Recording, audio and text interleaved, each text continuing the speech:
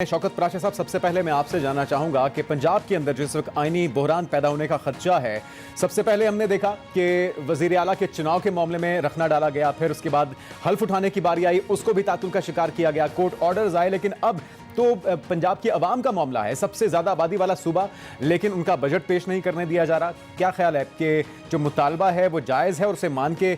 Budget को पेश करने देना चाहिए? बिल्कुल मुतालबा जायज़ नहीं है क्योंकि आप इस तरह अगर चीफ सेक्रेटरी साहब और आईजी साहब को बुलाकर उनको बेइज्जत करेंगे, उनके सामने जब तकारीर ऐवान में होंगी तो ज़ाहिर है उनको फूलों के हार नहीं पहनाए जाएंगे। एक चीज़ चौधरी परवेज़ इलाही को समझने की ज़रूरत है कि जितना वहाँ पर आइनी अमल हुआ, नो कॉन्फिडेंस की तहरीक आई या कॉन्फिडेंस की तहरीक आई या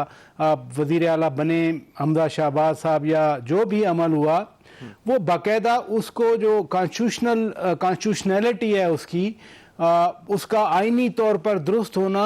वो लाहौर हाई कोर्ट के फैसले हैं, और लाहौर हाई कोर्ट ने ही चीफ सेक्रेटरी और आईजी को अपने फैसले में पाबंद किया था कि ये जो अमल होना है आपने इस पर अमल दरामद करवाने की आपकी जिम्मेदारी है, और वो जिम्मेदारी आइन को रूह से अगर कोर्ट उन पर डाल देती है तो अगर वो ना करते फॉर एग्जांपल तो फिर उन पर कंटेम्प्ट ऑफ कोर्ट लगना थी। लिहाजा अदालत जो सूबे की सबसे बड़ी अदालत है, उस अदालत का हुक्म था, उस अदालत के हुक्म के तहत चीफ सेक्रेटरी और आईजी ने अपने फराइज सर अंजाम दिए। दूसरा जितना प्रोसेस चला, मसलन मेरे लिए भी बड़ा अजीब था कि चीफ मिनिस्टर एक सूबे का उनकी हलफ बर्दारी है, लेकिन एक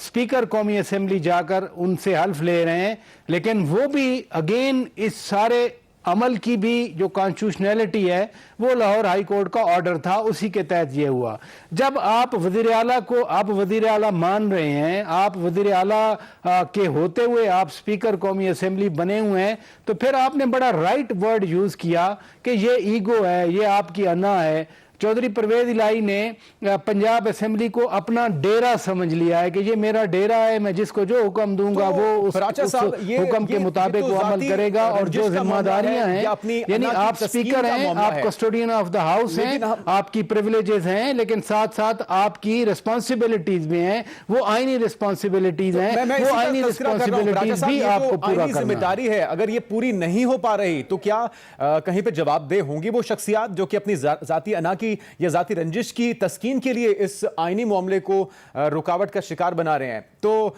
आपके ख्याल में इस चीज को ज्यादा देर तक लटकाया जा सकेगा?